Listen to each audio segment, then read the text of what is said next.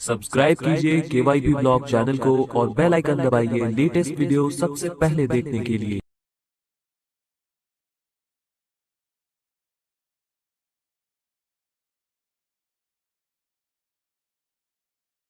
तो अब हम देखेंगे कि JSON का मेथड हम कैसे कर सकते हैं। किस तरह से हम JSON का इस्तेमाल करके रिकंसिलिएशन कर सकते हैं। हमने देखा था कि JSON फाइल कैसे डाउनलोड करते हैं। मैंने ये फाइल पहले ही डाउनलोड कर रखी है। आप इसे डाउनलोड करेंगे तो ये जिप फॉर्म में आएगी। आप इसे राइट क्लिक करके अनजिप कर सकते हैं। जहां पे JSON फाइल सेव की हुई है वहां का लोकेशन आपको कॉपी करना होगा। आपको जाना होगा GSTR2। आपको पीरियड सिलेक्ट करना होगा for the month of June. ये बहुत ही महत्वपूर्ण चीज है। यहां पे आपको नोट करना है आपके टोटल नंबर ऑफ इनवॉइसेस जो आपके टैली में है वो है 6। फिर जाना होगा लोड फाइल। आपको यहां पे वो लोकेशन मेंशन करना पड़ेगा। जैसे ही आप लोकेशन एंटर करते हैं आप देख सकते हैं यहां पे वो फाइल रिफ्लेक्ट करेगी।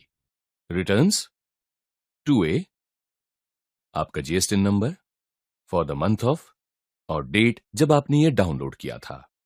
आपको करना क्या होगा यहां पे एंटर।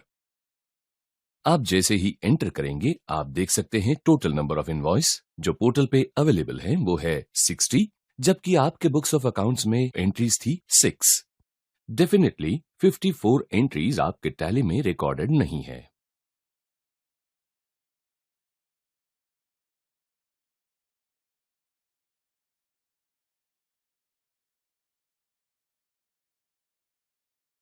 तो टैली आपसे ये जानना चाहता है कि अगर ये 6 एंट्रीज आपके पोर्टल से मैच कर रही है तो क्या वो एंट्रीज मैच कर ली जाए यानी रिकंसाइल कर ली जाए। अगर आप यस पे क्लिक करेंगे तो टैली चेक करेगा कि ये 6 एंट्रीज आपके पोर्टल पे अवेलेबल हैं या नहीं।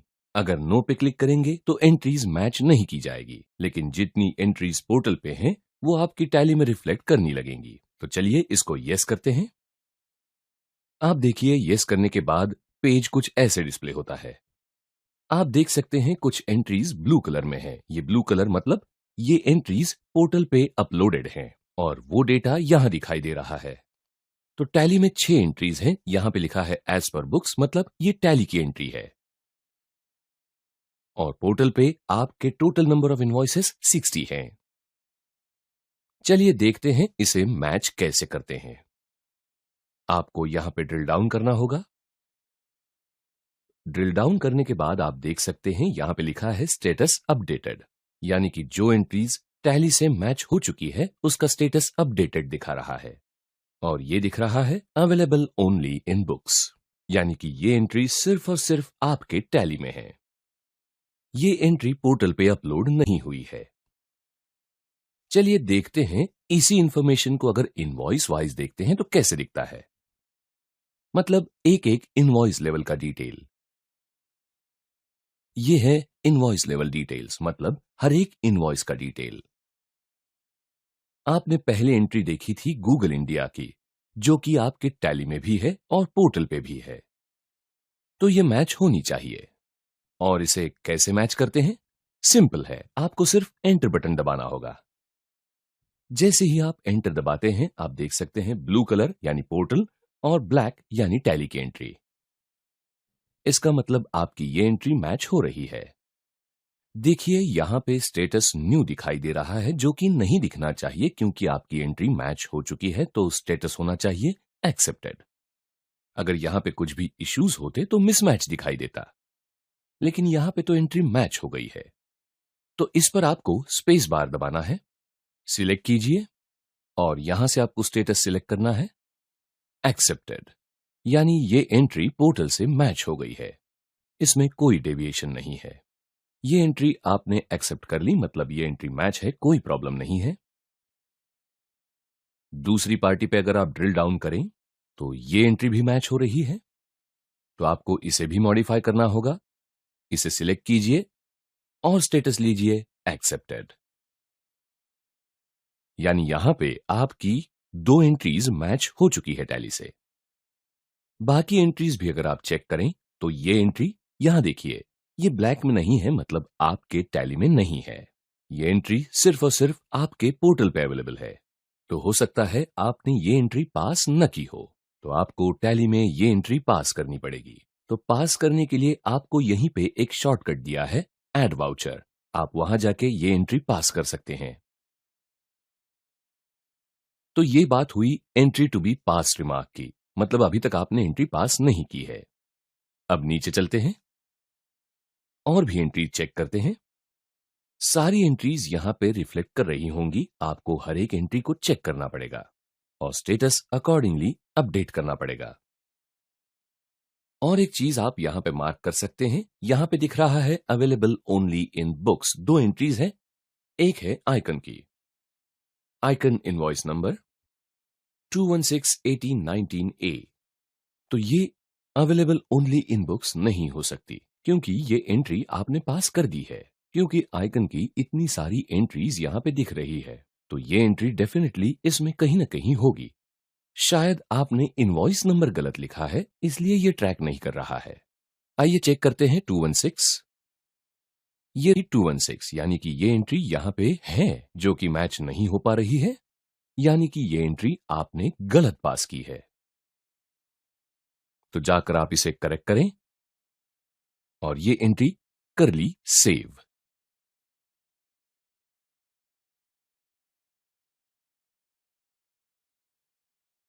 जैसे ही आप ये एरर रेक्टिफाई करेंगे, एंट्री यहां पे मैच हो जाती है। आप देख सकते हैं एंट्री मैच हो गई है। तो आपको ये सिलेक्ट करना होगा और स्टेटस देना पड़ेगा एक्सेप्टेड। एंट्री मैच हो गई है। यहां पे और भी बाकी ऑप्शंस दिखाई दे रहे हैं, आइए मैं आपको इनका मतलब समझाता हूं। एंट्री एक्सेप्टेड का मतलब है जो एंट्री आपके बुक्स में दिखाई दे रही है वही पोर्टल पे भी है, इसका मतलब एंट्री मैच हो गई है। एक्सेप्टेड विथ इनएलिजिबल आईटीसी मतलब जिसका इनपुट टैक्स क्रेडिट आप नहीं ले सकते, जैसे कि फूड बिल। खाने पीने का जो बिल आता है उस पर 5% टैक्स लगता है, जिसका आप इनपुट नहीं ले सकते। तो आपको मार्क करना पड़ेगा accepted with ineligible ITC. Modified का मतलब है कुछ एंट्रीज ऐसी हो, पोर्टल पे जो टैक्स लगाया है वो 18% लगाया हो, मगर आपने अपने बुक्स में एंट्री पास करते वक्त 12% लगाया हो। इस मामले में होता क्या है, किसी न किसी एक की एंट्री रॉन्ग हो जाती है। हो सकता है आपकी एंट्री रॉन्ग हो जो आपने टैली में पास की हो, या फिर सामने वाले की। अगर आपकी एंट्री रॉन्ग है तो आपको अपने टैली में रेक्टिफाई करना पड़ेगा, लेकिन अगर सामने वाले की एंट्री गलत है तो उसे मॉडिफिकेशन के लिए भेजना पड़ेगा। यानी कि आपको सामने वाले को सूचित करना होगा कि ये जो एंट्री आपने पास की है या फिर पोर्टल पे अपलोड की है, ये असल में 12% टैक्स वाली थी, जहां पे आपने 18% लिख दिया है। तो आप इसे मॉडिफाई कर सकते हैं। पेंडिंग। पेंडिंग का मतलब है कुछ इनवॉइसेस जो आपके बुक्स में नहीं दिख रहे हैं, यानी सामने वाले ने उसे अपलोड कर दिया लेकिन उसकी हार्ड या सॉफ्ट कॉपी अभी तक आपको मिली नहीं है, तो आपने वो एंट्री अपलोड नहीं की है, इसलिए आप उसे मार्क कर सकते हैं पेंडिंग, मतलब आपके बुक्स में अभी वो एंट्री पास करना बाकी है। रिजेक्टेड मतलब ये एंट्री आपसे कोई वास्ता नहीं रखती। किसी सप्लायर ने गलती से किसी और का इनवॉइस आपके नाम पे अपलोड कर दिया जिसका इनपुट टैक्स आप नहीं ले सकते। इस मामले में आपको एंट्री रिजेक्ट करनी पड़ती है। तो ये हो गया इंडिविजुअल इनवॉइस वाइज।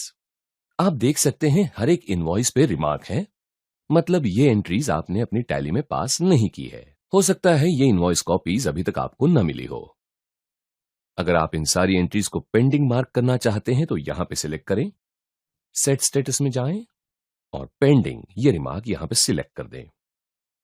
आप देख सकते हैं सारी एंट्रीज का स्टेटस अपडेट हो गया।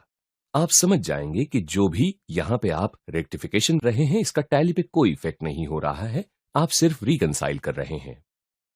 हो सकता है पार्टी ने आपके नाम पे कोई गलत इनवॉइस अपलोड कर दिया है। मान लीजिए ये एंट्री आपकी नहीं है, उन्होंने गलती से पास कर दी है, तो आप उसे यहां पे रिजेक्ट भी कर सकते हैं कि ये एंट्री मेरी नहीं है। और दूसरी, जो एंट्रीज आपके बुक्स में है लेकिन सप्लायर ने अपलोड नहीं की है, तो आपको यहां पे उन्हें सिलेक्ट करके स्टेटस देना है न्यू, यानी कि ये एंट्रीज मैं अपलोड करने वाला हूं, सामने वाले ने नहीं की है, जिसका इनपुट टैक्स मैं क्लेम कर रहा हूं, तो आपको स्टेटस देना है न्यू। तो ये हो गया आपका रिकंसिलिएशन प्रोसीजर। आप जितने भी इनवॉइसेस रिकंसाइल करेंगे यहां पे कंप्लीट दिखाई देगा। तो ये जो भी चेंजेस आप कर रहे हैं या कंप्लीट कर रहे हैं, ये सभी चेंजेस उस JSON फाइल में हो रहे हैं जो आपने डाउनलोड कर रखी है। तो आपका रिकंसिलिएशन वहां पूरा चलता रहेगा। आपको याद रखना होगा कि टैली बंद करने से पहले इसे सेव करना जरूरी है।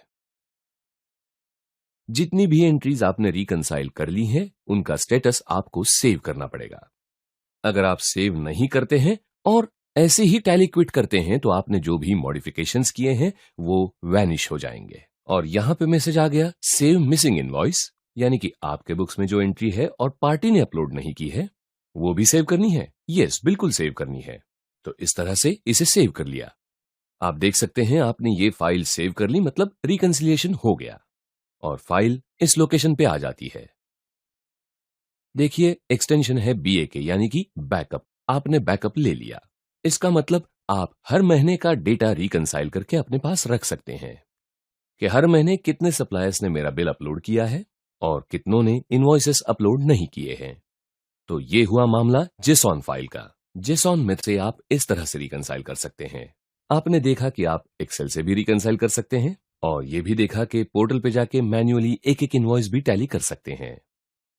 मुझे उम्मीद है आप समझ गए होंगे कि GST रिकंसाइल करना बहुत ही जरूरी है। अगर आप रिकंसाइल नहीं करेंगे तो जो भी इनपुट टैक्स क्रेडिट आपने क्लेम किया है वो आपको रिवर्स करना पड़ेगा। GSTR1 में आप अपना सेल्स अपलोड करते रहें, ये जरूरी है। और उसी के साथ साथ आपने परचेस के लिए जो टैक्स पे किया है उसे भी आप रिकंसाइल करते रहें। कभी कभी सप्लायर्स इनवॉइसेस अपलोड करना मिस कर देते हैं, तो उन्हें सूचित करना आपकी जिम्मेदारी बन जाती है कि आपको इनवॉइसेस अपलोड करना जरूरी है। हेलो दोस्तों, इस वीडियो में हम ये समझेंगे कि कैंसिल किया हुआ GST रजिस्ट्रेशन हम इवोक कैसे कर सकते हैं, यानी कि जो GST ऑलरेडी कैंसिल हो चुका है हम उसे वापस रजिस्टर कैसे करें। हमें ये जानना बहुत जरूरी है कि जो GST कैंसिल हो चुका है वो या तो हमने किया है या फिर गवर्नमेंट की तरफ से हो गया है। आपका जो GST कैंसिल हो चुका है वो आपने कर दिया होगा, इस वजह से कि आपका टर्नओवर क्रॉस नहीं हो रहा, या फिर आपने बिजनेस बंद कर दिया, या फिर गवर्नमेंट ने आपका GST कैंसिल कर दिया होगा इसलिए कि आपने कोई रिटर्न फाइलिंग पेंडिंग रखी होगी या 6 महीने से रिटर्न भरी ही नहीं होगी। तो ऐसे मामलों में अगर आप वो रिटर्न फाइलिंग कंप्लीट कर देते हैं या फिर बिजनेस को फिर से शुरू कर देते हैं, या फिर आपका टर्नओवर लिमिट से क्रॉस हो रहा है और आपको टैक्स लायबिलिटी बनती है, तो आप वही GST फिर से रिवोक कर सकते हैं। GST रिवोक करने के लिए कुछ फॉर्म्स है और कुछ प्रोसीजर है। हम उसे थियोरेटिकली समझ लेंगे। ये समझने की कोशिश करेंगे कि GST कैसे रिवोक कर सकते हैं। रिवोक करने से पहले यह समझ लेना चाहिए कि सेक्शन 30 क्या कहता है। अगर GST ऑफिसर ने आपका GST कैंसिल किया है इस वजह से कि आपने पिछले 6 महीने की रिटर्न्स फाइल नहीं की है, तो आप एप्लीकेशन सबमिट कर सकते हैं।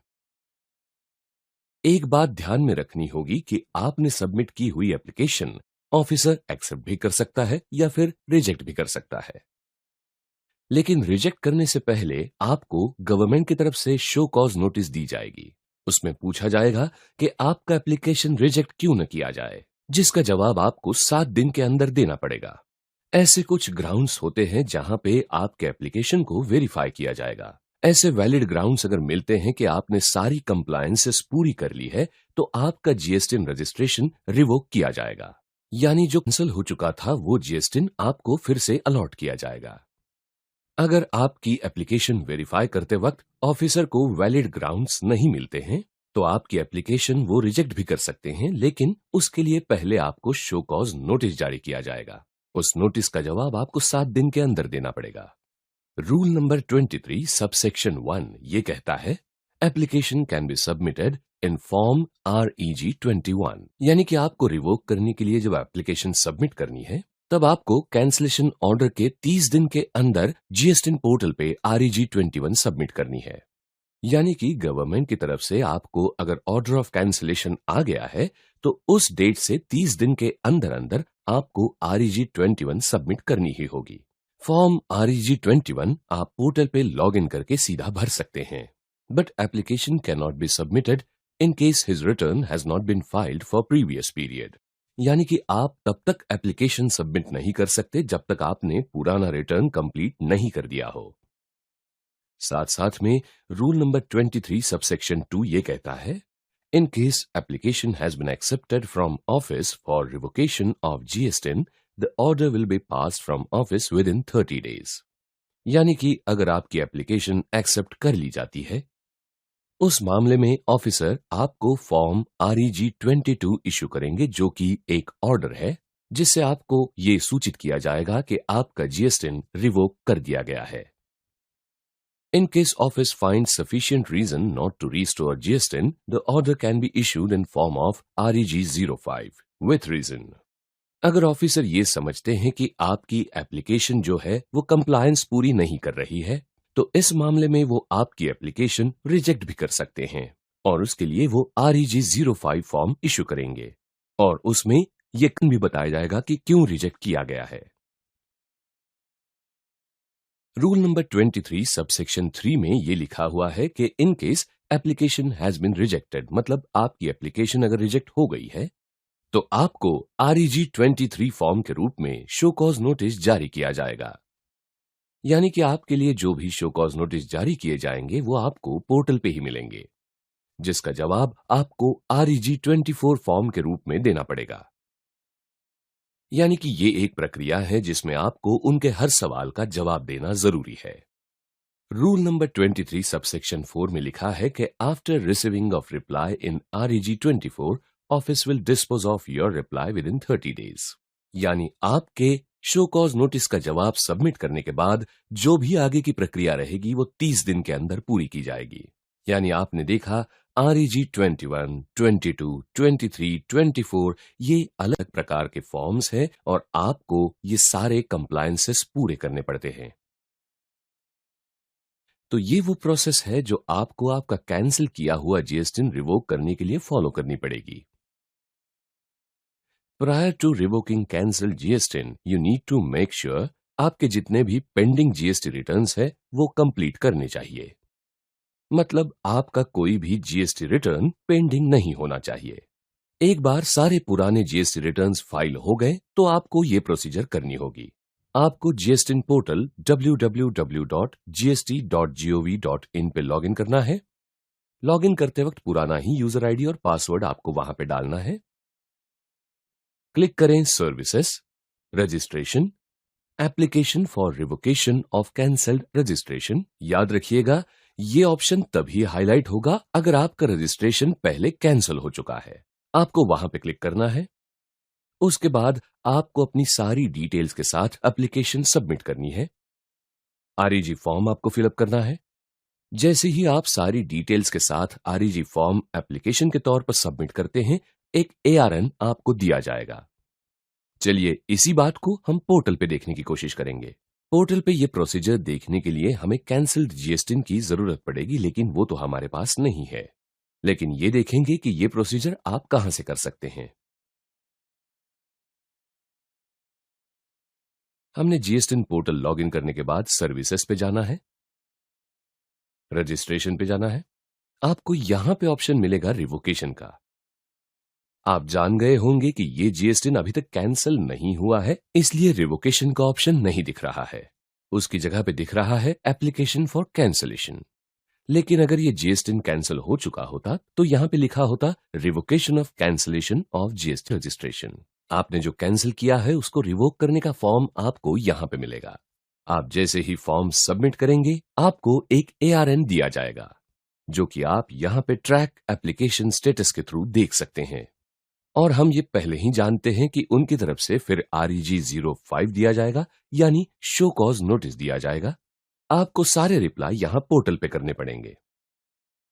अगर गवर्नमेंट को आपकी एप्लीकेशन सही लगती है तो आपका GST वापस रिवोक किया जाएगा, या फिर आपको नोटिस दिया जाएगा कि आपका GST क्यों रिवोक नहीं किया जा रहा है, इसलिए कि आपने सही कारण नहीं दिया।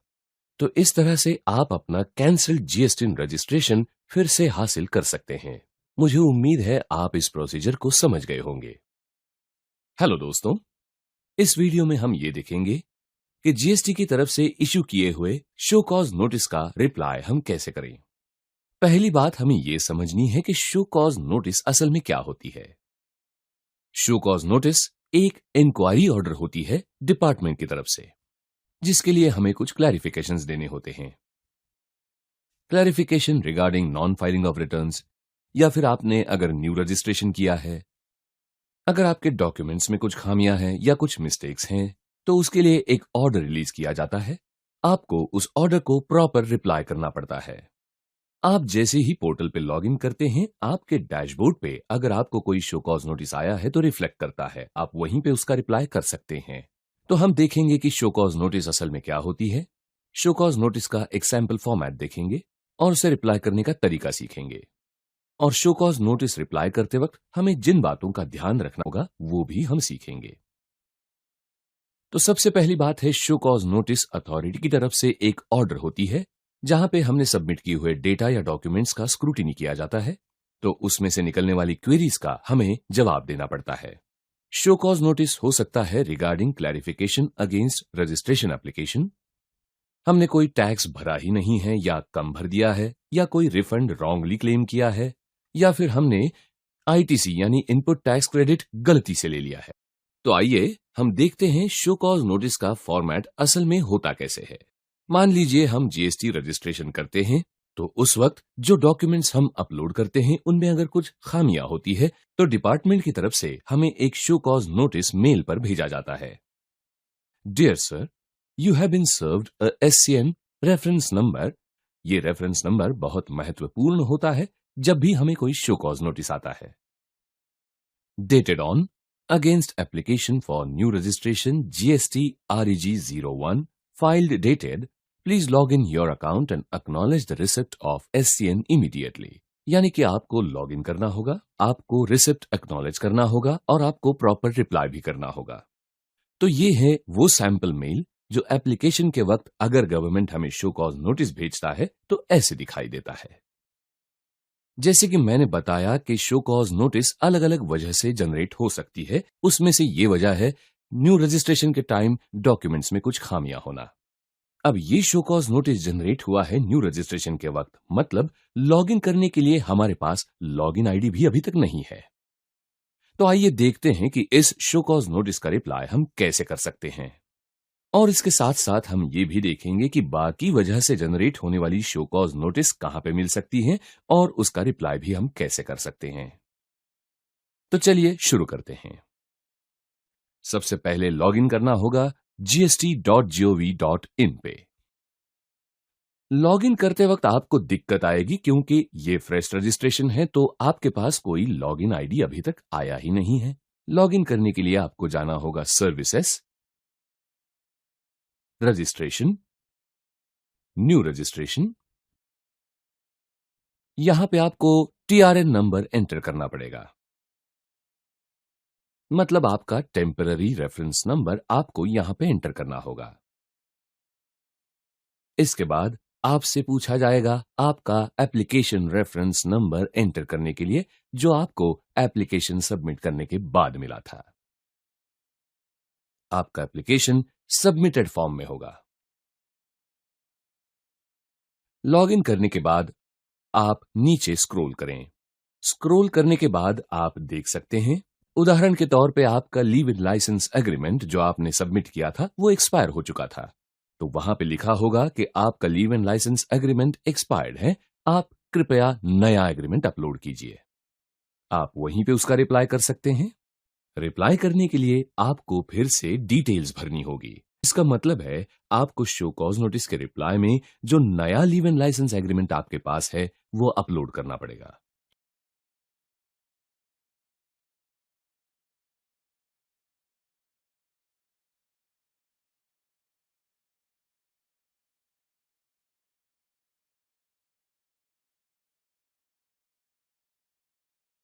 तो इस तरह से न्यू रजिस्ट्रेशन के लिए जो भी शो कॉज नोटिस जारी किया जाता है उसका आप रिप्लाई कर सकते हैं।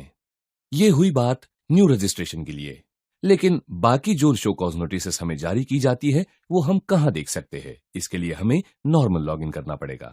जैसे मैंने बताया कि शो कॉज नोटिस अलग अलग होते हैं, उनके नाम अलग अलग होते हैं और वो अलग अलग वजह से जनरेट होती है।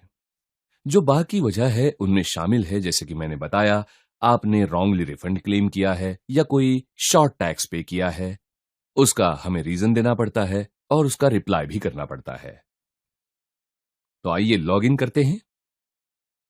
लॉगिन करने के बाद आप देख सकते हैं व्यू नोटिसेस या ऑर्डर्स टैब पे आपको क्लिक करना है। आपको आए हुए शो कॉज नोटिस या ऑर्डर को आप यहां पे देख सकते हैं। ऑर्डर ऑफ अमेंडमेंट, यानी कि यहां पे उनकी तरफ से आए हुए जो भी ऑर्डर्स हैं उन्हें आप डाउनलोड कर सकते हैं और डाउनलोड करने के बाद आप उन्हें रिप्लाई भी कर सकते हैं। जैसे यहां पे महाराष्ट्र गवर्नमेंट की तरफ से आया है ऑर्डर ऑफ अमेंडमेंट। आप देख सकते हैं फॉर्म GST REG 15।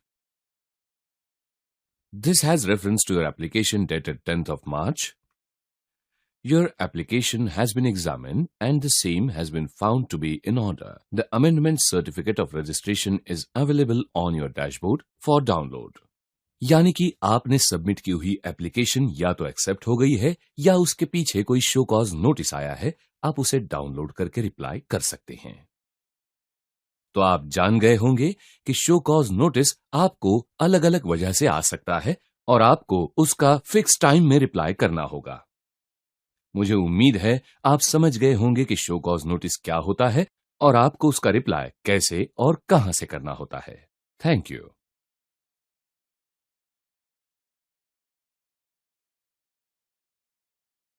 हेलो दोस्तों, टैली के वर्ल्ड में आपका स्वागत है। इस वीडियो में हम देखेंगे कि हम टैली के जरिए GST का पेमेंट कैसे कर सकते हैं। आप सबको पता होगा कि GST का पेमेंट करने के लिए हमें जो फॉर्म भरना पड़ता है उसका नाम है GSTR 3B। तो देखते हैं कि GSTR 3B टैली से कैसे जनरेट हो सकता है, किस तरह से फाइलिंग कर सकते हैं और फाइलिंग के साथ साथ टैली में पेमेंट भी कैसे कर सकते हैं और पोर्टल पे इसे कैसे करते हैं, हमें ये सब देखना है। तो सबसे पहले चलते हैं टैली में GSTR 3B। Display, statutory reports, GST, GSTR 3B select करें। आपको पीरियड सिलेक्ट करना होगा जिस भी महीने का आपको GSTR 3B भरना है। GSTR 3B सबमिट करने से पहले मैं आपको बताना चाहता हूं कि GSTR 3B मतलब पूरे सेल्स और परचेस का रिकॉर्ड। इसका मतलब है जो भी पीरियड आप सिलेक्ट करते हैं उसके अंदर की गई हुई सेल्स और परचेस दोनों की इंफॉर्मेशन यहां पे दिखाई देगी। यहां पे आप देख सकते हैं कि टेबल 3.1 में जो भी महीना आपने सिलेक्ट किया है उसकी सेल्स, जिसमें IGST की लायबिलिटी है 720 रुपए की, CGST और SGST, इस तरह से आपका टोटल टैक्स बनता है 49,423। अगर आप यहां पे देखते हैं तो 3.2 भी दिखाई दे रहा है जो कि 3.1 का एक सबसेक्शन है। यहां पे 6,000 और 720 कोई अलग सी वैल्यू नहीं है, ये वैल्यूज ऑलरेडी 3.1 टेबल में ऐड हो चुकी है। अगर आप ड्रिल डाउन करके देखें तो यहां पे आप उन्हें देख सकते हैं। ये यहां पे लेकिन अलग से क्यों दिखाई दे रहा है, अगर आप इसे पढ़ेंगे तो आप समझ जाएंगे। Of the supplies shown in 3.1A above, details of interstate supplies made to unregistered persons, यानी मैंने किसी ऐसी पार्टी को सेल किया होगा जो कि अनरजिस्टर्ड है और दूसरी स्टेट की है, इसलिए यहां पे ये अलग से टेबल में भी दिखाई दे रहा है। उसके बाद आता है पॉइंट नंबर 4, एलिजिबल ITC, यानी कि आपने जो भी परचेसेस की हैं उसकी कितनी टैक्स अमाउंट आपने ऑलरेडी सेलर को दी है और आप उसका इनपुट टैक्स क्रेडिट ले सकते हैं। तो यही आपको फाइल करना है पोर्टल पे और फाइलिंग करने के 2 तरीके हैं। एक तो आप ऑफलाइन यूटिलिटी टूल का इस्तेमाल कर सकते हैं या फिर आप टैली के जरिए सीधा पोर्टल पे फाइलिंग कर सकते हैं। किसी भी तरीके को आप अपनाएं तो भी आपको वक्त उतना ही लगने वाला है, चाहे आप एक्सेल यूटिलिटी टूल का इस्तेमाल करें या सीधे मैन्युअली पोर्टल पे अपलोड करें। तो आइए देखते हैं कि ऑफलाइन यूटिलिटी टूल कहां से डाउनलोड कर सकते हैं। ऑफलाइन टूल डाउनलोड करने के लिए वेबसाइट पे जाना होगा gst.gov.in पे।